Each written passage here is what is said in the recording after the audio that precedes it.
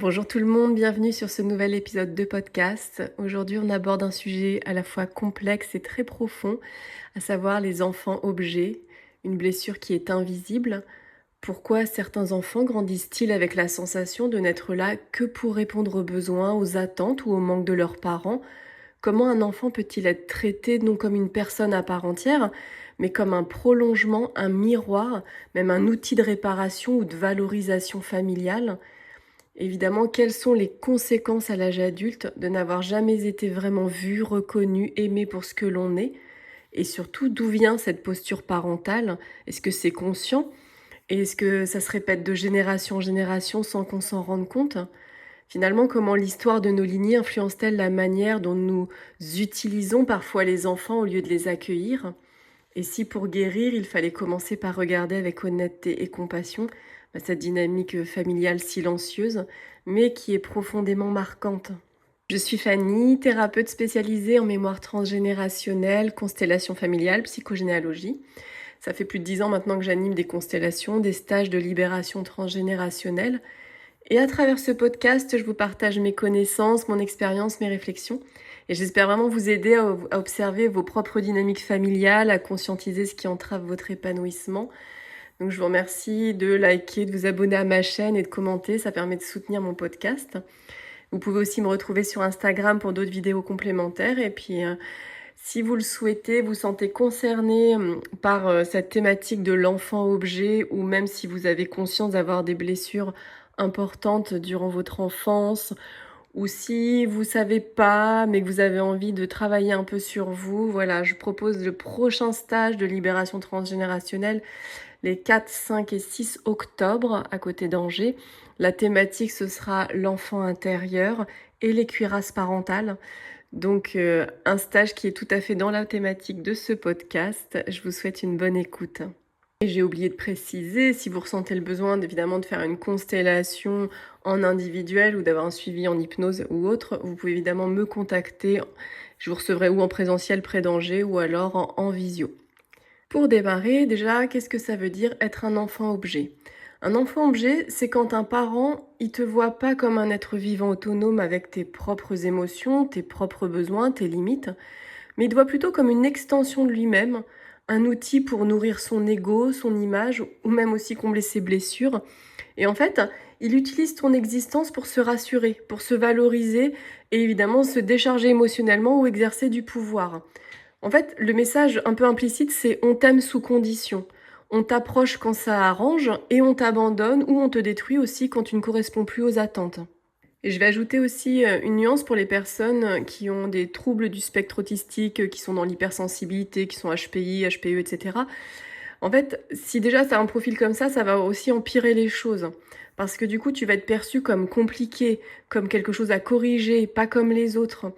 Ton monde intérieur, il n'est pas compris, donc il va pas être respecté. Et en fait, toi, tu vas passer ton temps à te suradapter très tôt. Donc, ça commence tout petit, hein, généralement. Et souvent en te dissociant de ton propre ressenti pour survivre. Donc, je me coupe d'une partie de moi pour pouvoir continuer à avancer. Et en fait, cette suradaptation, elle devient un reflet de ce que, par exemple, ta mère voulait que tu sois ou ton père, et pas de qui tu étais. C'est vraiment une forme de violence invisible, mais qui est vraiment totale. Et à partir du moment où tu commences à reconnaître ça à l'intérieur de toi, c'est vraiment reprendre ton existence en main.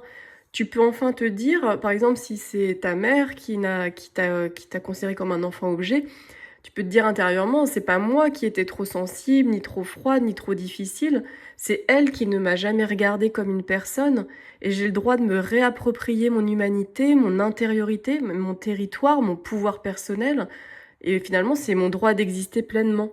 Et finalement, tu n'as pas mal vu ou trop ressenti. En fait, tu as juste survécu à une forme d'effacement. Et aujourd'hui, tu commences à réapparaître quand on prend conscience. Et finalement, cette question que tout le monde peut se poser quand on a vécu ce genre de place au sein de son foyer, cette place d'enfant-objet, c'est qui est-ce que je suis sous les couches de suradaptation? C'est une des plus puissantes questions qu'une personne puisse se poser après avoir vécu un effacement. Si j'enlève tous mes conditionnements, si j'arrête de m'adapter, en fait, qu'est-ce qui reste? Je suis qui? Et cette réponse, je crois qu'elle n'a pas de réponse instantanée, en fait. C'est vraiment un chemin de réappropriation, retrouver sa boussole intérieure et retrouver qui je suis vraiment en dessous toutes ces couches d'adaptation et de suradaptation. Moi, les personnes que j'accompagne en thérapie et qui ont vécu ce genre d'enfance, d'enfant objet, souvent, en fait, ils me disent que c'est flou et que c'est pas très clair dans leur esprit. Et en fait, il y a une réponse simple à ça, c'est parce que pendant toute l'enfance, et sûrement bien après, eh ben, ces personnes, elles ont été modelées pour survivre et non pour s'exprimer. Elles ont été conditionnées à observer, à deviner, à plaire, éviter le rejet aussi ou la punition. Et donc, elles ont été obligées de mettre de côté ce qui était en elles, qui était trop intense, peut-être trop lent, trop sensible, ou alors pas conforme à ce qu'on attendait. Donc les résultats en fait de ça, c'est que ton moi authentique, il ne s'est jamais développé en liberté et finalement c'est comme si c'était caché, figé ou morcelé intérieurement. Alors je vous rassure, hein, il est encore là, hein, il n'a pas disparu. Souvent c'est une part de nous avec laquelle on a besoin de se reconnecter et qui attend. Et ce moi authentique, en fait, il peut se manifester peut-être quand tu es seul, dans le calme et que tu sens un soulagement inexplicable. Ça peut être aussi quand tu es en lien avec les animaux ou les enfants et que tu te sens pleinement entière. Ou ça peut être aussi quand tu écoutes une musique ou que tu es dans un lieu ou alors qu'il y a une odeur qui t'évoque quelque chose de pur, de vrai. Et c'est aussi quand tu es dans des élans de jeu, de créativité ou de rêve et que tu juges parfois immature. Et ben en fait, ça, c'est pas des illusions, c'est des fragments vivants de toi qui remontent doucement à la surface. Et au contraire, il faut vraiment les cultiver, ces moments. Alors pourquoi certains parents n'arrivent-ils pas à aimer leurs enfants pour ce qu'ils sont, mais seulement pour ce qu'ils représentent ou comblent en eux? Est-ce que parce que eux-mêmes, ils n'ont jamais reçu un amour inconditionnel, parce qu'ils ont été utilisés à leur tour dans leur propre enfance, comme les soutiens émotionnels de leurs parents, ou comme des preuves de réussite? Est-ce que parce que leur histoire familiale ne leur a jamais permis de se différencier, de se construire librement? Et finalement, si ce schéma ne faisait que se rejouer inconsciemment de génération en génération. Donc il va être important de bien comprendre les causes. Pourquoi l'amour il est chargé de conditions? Et derrière cette posture parentale qui transforme l'enfant en objet, en objet de projection, de réparation, de valorisation ou de contrôle, on va dire qu'il se cache rarement de la malveillance. Les comportements toxiques et malveillants, je dirais, c'est une conséquence. Mais à la base, il s'agit souvent de blessures qui n'ont pas été guéries, de manque de reconnaissance, peut-être des rêves qui ont été brisés ou des douleurs qui n'ont pas pu s'exprimer, donc qui ont été étouffées.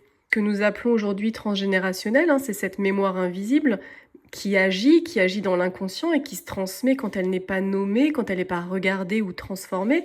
C'est ce qu'on fait en constellation. On rejoue certains scénarios du passé à travers les informations que nous donne l'inconscient. Et en fait, ça nous permet de les voir, de les regarder, de les parler, de vraiment poser des mots dessus pour pouvoir libérer cette mémoire et pouvoir libérer les descendants. Et soi-même, évidemment, pour la personne qui constelle. Pour bien comprendre d'où vient cette tendance à utiliser les enfants plutôt que de les accueillir, il faut aussi regarder en arrière dans notre histoire collective.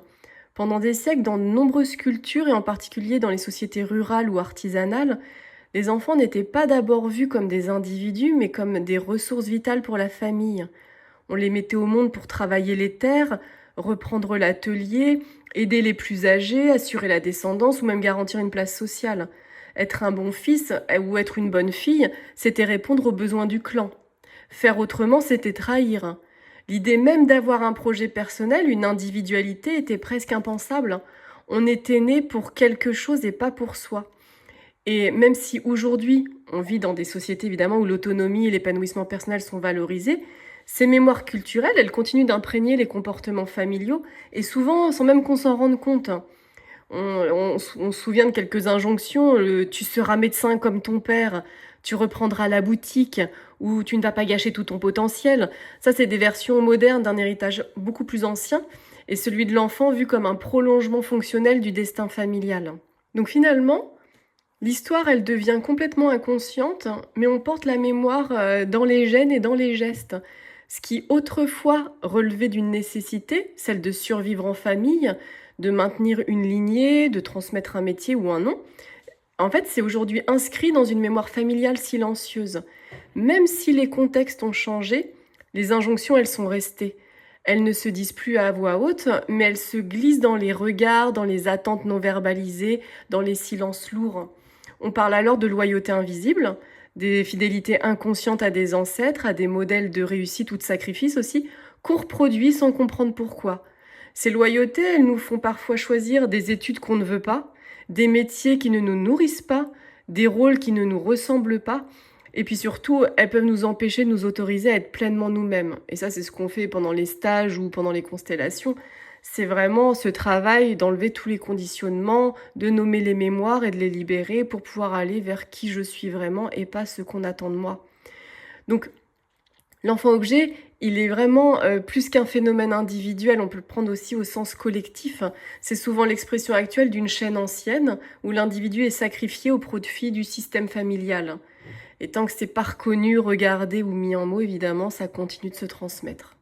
Alors ce schéma, donc, il se rejoue sans faire de bruit, évidemment, mais pour mieux comprendre comment cette mécanique, elle se met en place et surtout comment elle peut passer inaperçue pendant des années, je peux vous raconter une anecdote, une histoire parmi tant d'autres qui est inspirée d'une personne que j'ai accompagnée en thérapie, celle évidemment d'un enfant devenu adulte et qui a mis du temps à comprendre pourquoi il ne se sentait jamais vraiment légitime d'exister pour lui-même.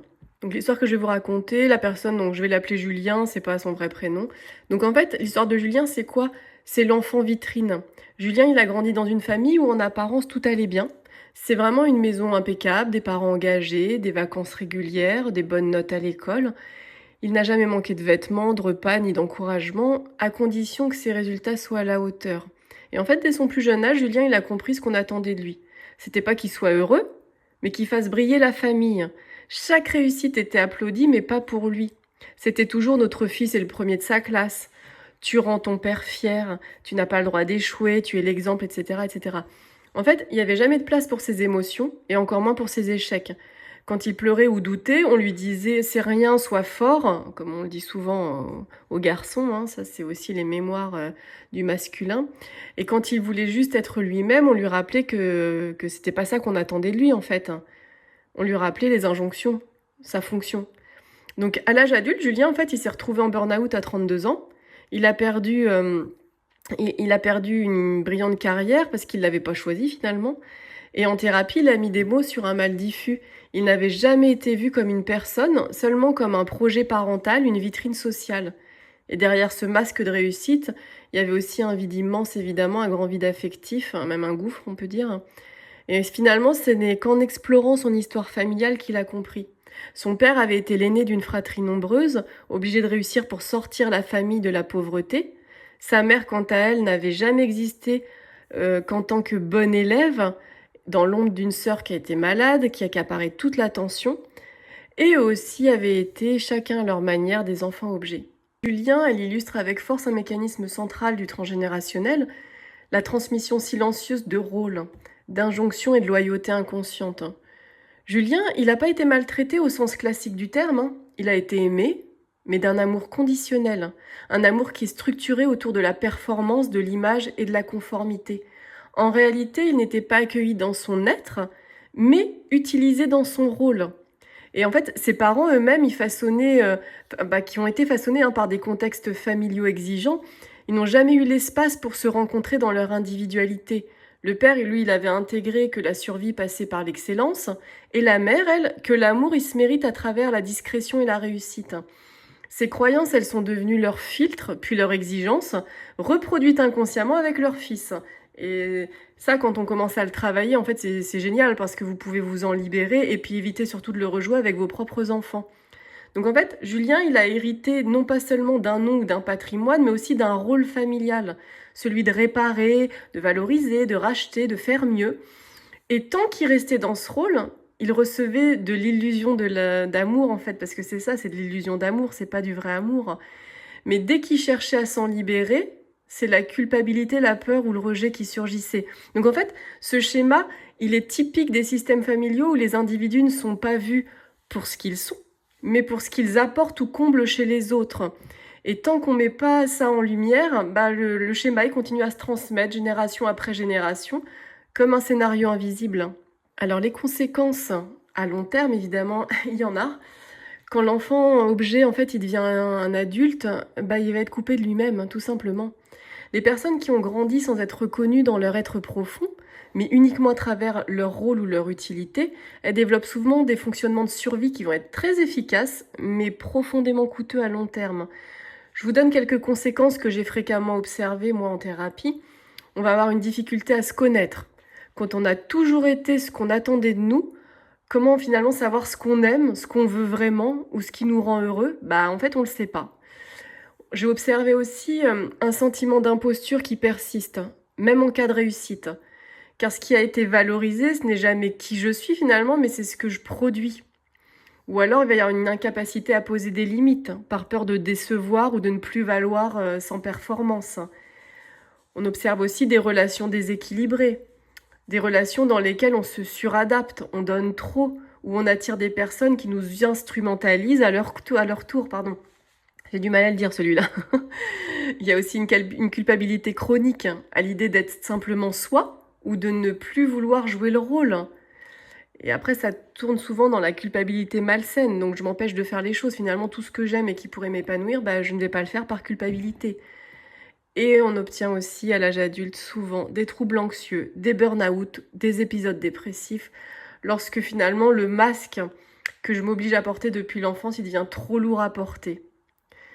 Ce qu'on peut observer aussi et surtout, ça va être une tristesse, finalement un peu sourde, qui est toujours en fond d'écran, on va dire. Elle va être difficile à nommer. C'est vraiment celle d'un manque fondamental, celui de n'avoir jamais été vraiment vu, entendu, accueilli tel que l'on est. Alors comme évoqué, je vous l'ai dit, évidemment, ce sont des choses qui se travaillent en constellation ou en stage. Vous faites déjà un sacré ménage par rapport à ça. Mais après, voilà, c'est vraiment un chemin de réappropriation de soi. Je peux vous donner là quelques pistes de libération pour vous aider à y réfléchir si vous vous sentez concerné. Le job, ça va être de sortir du rôle, évidemment, et de retrouver sa place. Heureusement que ces schémas, hein, évidemment, c'est pas une fatalité. Ils peuvent être transformés dès lors qu'on les regarde avec conscience, surtout avec beaucoup de douceur vis-à-vis de soi-même, et ça demande aussi une part de courage. Donc la première chose que je peux vous proposer, ça va être de nommer votre vécu avec clarté, de mettre des mots sur ce que tu as traversé. J'ai été aimée pour ce que je faisais, mais pas pour ce que j'étais, par exemple. C'est un premier pas fondamental. Il va ouvrir en fait un espace de reconnaissance et de réparation intérieure. Une deuxième clé, ça va être de se reconnecter à ses besoins profonds. Ça peut passer par le silence, par la thérapie, l'écriture, le corps, tout ce qui permet de se demander qu'est-ce que je veux moi? Qu'est-ce que je veux vraiment pour moi? Qu'est-ce qui est vrai pour moi en dehors des attentes? La troisième clé, ça va être accueillir la colère et le chagrin refoulé parce que forcément, il y a des émotions attachées à tout ça. Et derrière l'adaptation, ces émotions, elles sont souvent tues depuis longtemps. La colère d'avoir été instrumentalisée, la tristesse de ne pas avoir été aimé pour soi. Et ça va être important de les laisser émerger, de les laisser te traverser. Ça permet de relâcher les loyautés inconscientes. Une quatrième clé, ça va être travailler sur le transgénérationnel. Explorer son histoire familiale, mettre en lumière les blessures non dites, comprendre les rôles transmis. Ça permet de redonner à chacun sa place et de se libérer du poids qui ne nous appartient pas évidemment. Et la cinquième clé que je peux te proposer, ça va être de redéfinir tes relations. Apprendre à poser des limites, à dire non sans culpabilité, à ne plus faire pour être aimé, mais simplement être. C'est souvent inconfortable au début, mais t'inquiète pas, c'est vraiment le chemin vers l'authenticité. Parce que se libérer, hein, c'est pas renier sa famille, c'est simplement refuser de porter encore des chaînes qu'elle n'a jamais su briser. Donc en conclusion, finalement, la solution à tout ça, ça va être de redevenir le sujet de sa propre vie. Grandir en tant qu'enfant objet, ça laisse des traces, évidemment, c'est pas toujours visible, mais c'est profondément inscrit. On avance dans la vie en se demandant ce qu'on attend de nous, sans jamais vraiment se demander qui l'on est. Mais prendre conscience de schéma, c'est vraiment commencer à s'en libérer. C'est ouvrir la porte à une autre manière d'exister, plus juste, plus libre, plus vivante. Rien n'efface le passé, on est d'accord, hein. Mais tout peut être transformé quand on choisit de regarder avec lucidité et compassion. Ce n'est pas un chemin confortable, mais c'est un chemin de vérité. Et peut-être que c'est ça, au fond, guérir. C'est ne plus chercher à mériter sa place, mais simplement à oser la prendre pour soi. Pas contre sa famille, mais au-delà d'elle. Et pour finir, je vous propose de prendre un instant et de vous poser cette question. Est-ce que tu as été toi aussi un enfant objet? Tu peux t'installer, fermer tes yeux quelques instants si tu en as envie et te demander en toute honnêteté, est-ce que tu as eu le droit, enfant, d'exister tel que tu étais? Ou est-ce que tu devais correspondre à quelque chose?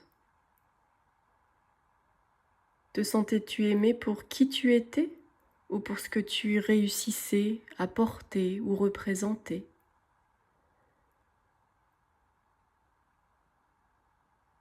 Est-ce que tu devais souvent t'adapter, te taire, faire plaisir pour éviter les conflits ou mériter l'attention?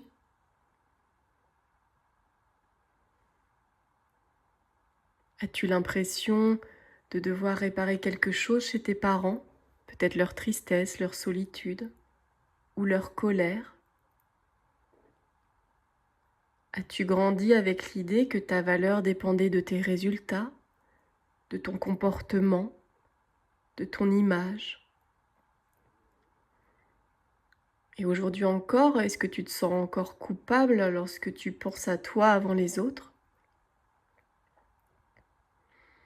As-tu du mal à identifier tes propres désirs, tes besoins profonds, tes élans à toi? Est-ce que tu ressens parfois un vide intérieur, comme si tu étais passé à côté de ta propre vie? Est-ce que tu te surprends à surréussir, à te suradapter, tout en ne te sentant jamais vraiment à ta place?